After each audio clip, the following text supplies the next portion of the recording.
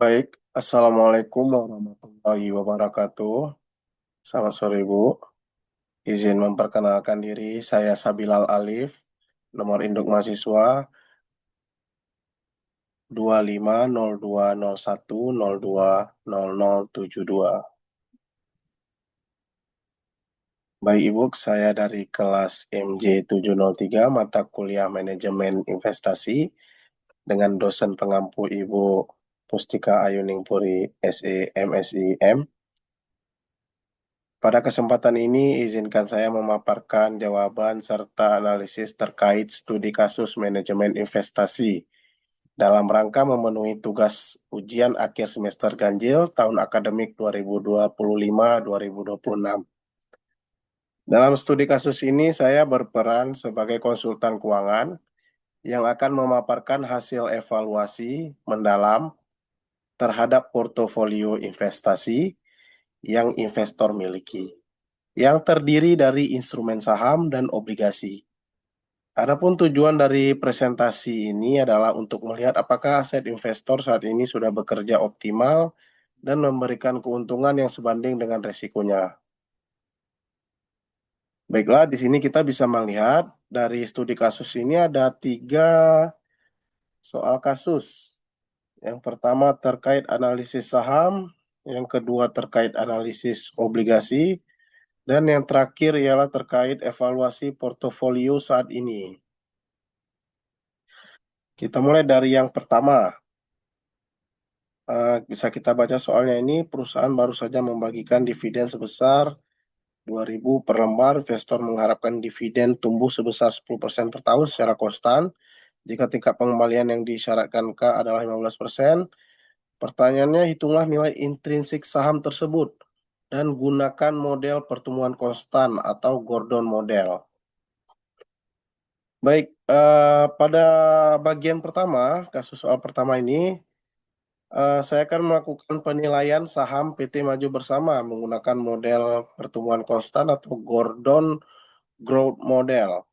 Itu model yang digunakan untuk menghitung nilai wajar saham berdasarkan dividen yang tumbuh secara stabil setiap setahun.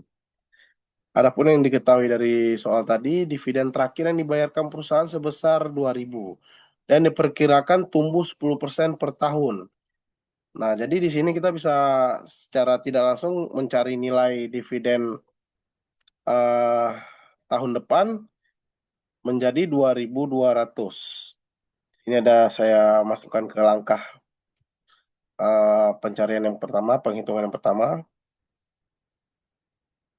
Selanjutnya, dividen tersebut akan didiskontokan dengan tingkat pengembalian yang disyaratkan investor sebesar 15%. Nah, baik, saya akan menjelaskan bagaimana penghitungannya. Di sini yang pertama, saya ada membuat data input atau variabel kasus seperti yang sudah saya jelaskan sebelumnya. Dan di sini juga saya akan ada menuliskan model yang kita gunakan yaitu constant growth model, Gordon. Di sini ada rumus-rumusnya. Nah, langkah pertama seperti yang saya katakan tadi, kita menghitung dividen tahun depan bisa dengan mudah, yaitu 2.200 karena tadi diketahui 10% ya tumbuhnya. Nah, langkah kedua ini menghitung nilai intrinsik PO. Di sini ada rumusnya ya. Dividen tahun depan di per K tadi dikurangi dengan growth-nya. Nah, jadi di sini didapat nilai Rp44.000. Nah, dari hasil perhitungan tadi, kita dapat simpulkan nih. Jadi hasil perhitungan menunjukkan nilai intrinsik saham sebesar Rp44.000 per lembar. Ketika kita bandingkan dengan harga pasar saat ini yaitu Rp45.000, terlihat bahwa harga pasar lebih tinggi dari nilai wajarnya. Jadi artinya saham berada dalam kondisi over value.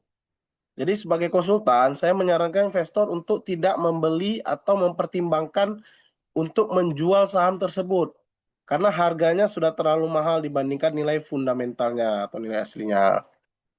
Baik, selanjutnya kita akan ke kasus yang kedua. Pertama saya mohon maaf dulu karena anak bayi saya sedang menangis, mungkin agak terganggu sedikit suaranya. Eh, Yang soal kedua ini ialah soal kasus B terkait analisis obligasi. Investor, pada soal ini kita lihat investor juga melirik obligasi dengan nilai nominal 10 juta dengan jangka waktu 5 tahun dan tingkat bunga kupon 12% per tahun dibayar tahunan. Jika tingkat bunga pasar saat ini adalah 10%, tentukan harga wajar obligasi tersebut. Apakah obligasi ini dijual pada harga premium atau diskon? Nah, baik. Selanjutnya kita akan mengevaluasi obligasi ya. Jadi di sini kita lihat aset dari investor, yaitu obligasi dengan nilai nominal 10 juta rupiah, berdasarkan perhitungan matematika finansial dengan kupon 12% di saat bunga pasar hanya 10%. Jadi di sini kita akan menghitungnya ya. Eh, di sini di presentasi ini saya sudah, di slide ini sudah membuat ringkasan parameter investasi dari investor investor kita. Saya kita lihat ada face value-nya, M-nya ada 10 juta, jangka waktu N-nya 5 tahun, kupon C-nya 12% per tahun, berarti sekitar 1.200.000. Tingkat bunga pasar R-nya 10% per tahun. Harga obligasi atau present value, harga obligasi adalah present value kupon plus present value nilai nominal. Di sini ada formula-formula untuk perhitungan harga wajar obligasi. Bisa kita lihat di sini. Nah, ini selanjutnya kita akan mencari ya, menghitung tahap awalnya itu kita akan menghitung nilai kupon tahunan C dan faktor present value. Jadi untuk nilai C-nya dengan mudah kita hitung 12% dikali 10 juta tadi ya, jadi maka dapat 1.200.000. Dan untuk nilai present value, untuk nilai faktor ya, faktor present value dari tabel PV, dari rumus ini bisa kita lihat ini. Jadi setelah diinput akan didapat faktor anuitas present value PVIFA itu sebesar 3,7908. Sedangkan faktor diskonto PVIF itu sebesar 0,6209. Nah, selanjutnya kita akan menghitung faktor present value eh, yaitu dengan rumus sebelumnya itu bisa kita lihat yang ada sigma itu. Jadi present value kupon itu bisa kita hitung dari 1.200.000 dikali dengan faktor anuitas tadi ya yang sudah kita cari sebelumnya. Jadi mendapat nilai sebesar 4.548.960. Sedangkan present value nominal itu nilai 10 juta modal M dikali dengan faktor diskonto. Jadi didapat 6.209.000 rupiah. Jadi dari hasil perhitungan ini didapat harga wajar obligasi ya dari jumlah dari present value kupon plus present value nominal dengan total sebesar 10.757.960. Nah, berdasarkan nilai itu, saya dapat simpulkan nih, obligasi ini diperdagangkan pada harga premium. Kenapa? Karena obligasi yang ditawarkan ini imbal hasilnya lebih tinggi daripada rata-rata di pasar. Investor di luar pasti bersedia membayar lebih mahal untuk mendapatkan kupon 12% ini. Ini adalah indikasi bahwa aset obligasi yang investor miliki ini sangat bernilai saat ini. Baik, selanjutnya saya akan masuk ke soal kasus C, yaitu terkait evaluasi portofolio saat ini. Di sini ada 3 sub soal ya, ada 3 sub kasus. Yang pertama itu ada ditanya terkait analisis nilai intrinsik, kedua ada penilaian obligasi, dan ketiga evaluasi kinerja, yaitu hitung dengan indeks Sharpe dan indeks Jensen. Baik, kita masuk ke sub kasus yang pertama. Di sini kita beranjak ke analisis saham PT Maju Bersama dalam menentukan apakah saham ini layak dikoleksi. Jadi kita membandingkan nilai intrinsik atau nilai aslinya dengan harga pasar yang sebesar 45.000. Jika perhitungan nilai intrinsik menunjukkan angka di atas 45.000, maka saham ini under value atau murah. Jadi disarankan untuk dibeli. Nah, maka ini kita akan menghitung dulu ya.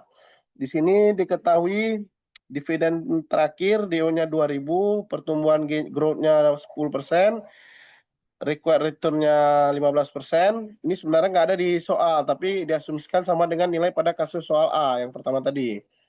Harga pasar 45.000. Nah, jadi dengan perhitungan rumus ini, hitung dividen. Pertama kita hitung dulu dividen tahun depan, di satunya. Didapat nilai 2.200, baru kita masukkan nilai intrinsik saham. Nah, setelah dimasukkan di input nilai di satunya itu didapat sebesar 44.000. Jadi berdasarkan perhitungan pada soal ini, nilai intrinsik saham PT Maju Bersama ini sebesar 44.000. Jadi di sini kita bisa evaluasi kinerja bahwa saham ini ialah over value. Nilai intrinsiknya tuh kurang dari pasar, karena harga pasar 45.000.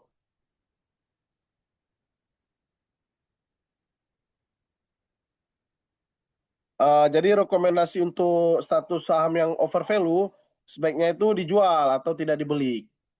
Baik, selanjutnya ialah penilaian obligasi. Nah, penjelasan mengapa harga obligasi tersebut berada di atas atau di bawah nilai nominal berdasarkan bunga kupon dan bunga pasar. Jadi awalnya kita harus pahami dulu konsep dasar harga obligasi. Itu dipengaruhi oleh kupon lebih besar daripada bunga pasar, sama dengan premium. Kupon lebih kecil daripada bunga pasar, itu sama dengan diskon. Artinya diskon, kalau sama nilai kupon dengan pasar itu namanya par. Nah, berdasarkan kasus soal sebelumnya, kasus soal B, bunga kupon itu kan 12%, lebih besar dari bunga pasar 10%. Jadi, dengan secara tak langsung kita dapat menyimpulkan bahwa harga obligasi ini di atas nominal atau premium. Kesimpulannya, investor mendapatkan keuntungan dari interest yield yang lebih tinggi, meskipun harus membelinya.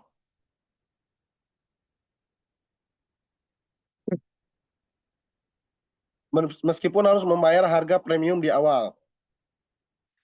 Baik, selanjutnya jawaban dari evaluasi kinerja. Nah, di sini pertama kita diketahui ya, return portofolio RP-nya itu 18%, risk free-nya RF-nya 6%, nilai betanya 1,2 dan standar deviasinya itu 20%. Di sini kita akan mencari pertama indeks Sharpe atau reward to variability, mengukur premium resiko per unit risiko total standar deviasi. Jadi di sini berdasarkan rumus ini, Sharpe sama dengan RP dikurang RF, nilai RP tadi dikurang dengan nilai RF, diper dengan standar deviasi. Jadi di sini didapat nilai Sharpe itu adalah 0,60. Jadi interpretasi dari nilai Sharpe 0,60 ini, setiap satu unit risiko menghasilkan return 0,60. Semakin besar, semakin baik. Kinerja cukup baik. Selanjutnya ialah indeks Jensen atau alpha. Mengukur kemampuan manajer portofolio dalam menghasilkan return di atas ekspektasi pasar. Nah, ini ada rumusnya ya untuk menghitung indeks Jensen ini. Jadi setelah kita input nilainya, eh, di sini didapat nilai indeks Jensen ini ialah sebesar 1,2%. Itu rumusnya bisa kita lihat dari RP kurang RF dikurang beta dikali RM kurang RF. Dari nilai 1,2% yang positif ini, kita dapat interpretasi bahwa manajer berhasil mengalahkan nilai pasar. Mengalahkan pasar. Karena kalau nilai Johnson ini, indeks Johnson lebih dari 0, itu berarti kesimpulannya itu adalah outperform. Jadi berdasarkan perhitungan nilai Sharpe, rasio dan indeks Johnson yang positif, saya dapat simpulkan bahwa manajer portofolio kinerja ini bekerja dengan baik atau outperform market. Jadi indeks Johnson yang 1,2% ini berhasil memberikan alpha atau return tambahan di atas ekspektasi pasar sesuai dengan risiko sistematis yang diambil.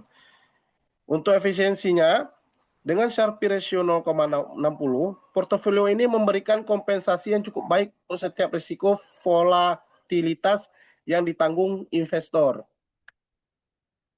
Penutup, mungkin ada kata-kata sedikit dari saya, investasi itu bukan sekedar tentang angka, melainkan tentang mengelola risiko untuk mencapai tujuan masa depan. Dengan strategi yang tepat dan evaluasi yang berkala, portofolio yang sehat adalah kunci ketenangan finansial. Untuk link presentasi ini akan saya upload pada YouTube. Nanti akan saya upload di file PDF di LMS. Dan tentunya akan saya share di LMS juga. Baik, terima kasih. Saya memohon maaf apabila banyak terdapat kesalahan karena seluruh kesempurnaan itu ialah milik Allah Subhanahu wa taala dan kekurangan itu semata-mata milik saya sendiri. Baik, akhir kata saya mengucapkan billahi taufik wal hidayah. Wassalamualaikum warahmatullahi wabarakatuh. Terima kasih. Assalamualaikum.